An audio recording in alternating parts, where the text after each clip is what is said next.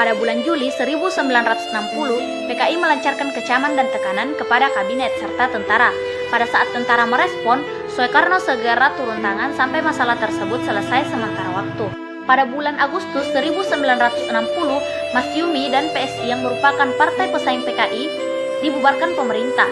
Nah, PKI pun semakin giat untuk melakukan mobilisasi massa untuk meningkatkan pengaruh dan banyak anggota. Partai-partai lainnya seperti NU dan PNI pun dilumpuhkan. Tahun 1963, kompetisi antara pihak semakin sengit.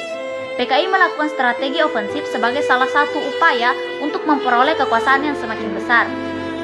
Mereka berusaha untuk mendapatkan kursi kabinet. Tahun sebelumnya, partai ini hanya menyerang pemerintah, khususnya para menteri yang berbeda pandangan dalam politik dengan PKI menggunakan kritik.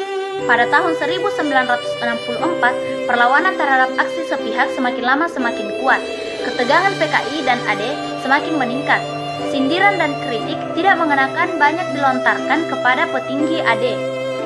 Pada tahun 1965, para pejabat yang anti dengan PKI dituduh sebagai kapitalis birokrat korup. Unsur pembentukan Angkatan Kelima selain Angkatan Darat, Angkatan Laut, dan Angkatan Udara malah semakin memperburuk suasana terlebih mengenai hubungan antara PKI dan AD. Berita tentang semakin memburuknya kesehatan Presiden Soekarno menimbulkan ketegangan dalam politik nasional.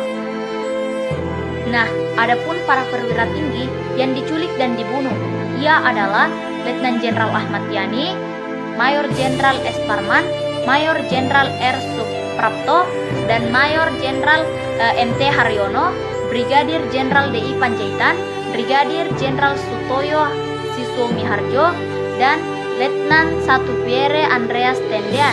Nah, sementara Jenderal Abdul Haris Nasution meloloskan diri dari pembunuhan dan penculikan tersebut.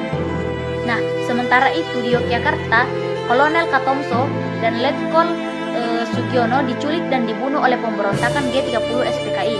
Nah, sementara Letkol Untung menyiarkan pengumuman mengenai gerakan 30 September yang ditujukan kepada anggota Dewan Jenderal yang akan melakukan kudeta. Ketika diketahui G30S ini berhubungan dengan PKI, maka pengejaran terhadap pimpinan dan pendukung PKI juga terkait. Maka dari itu, G30S PKI ini berhasil ditumpas dan menandai pula berakhirnya gerakan dari Partai Komunis Indonesia.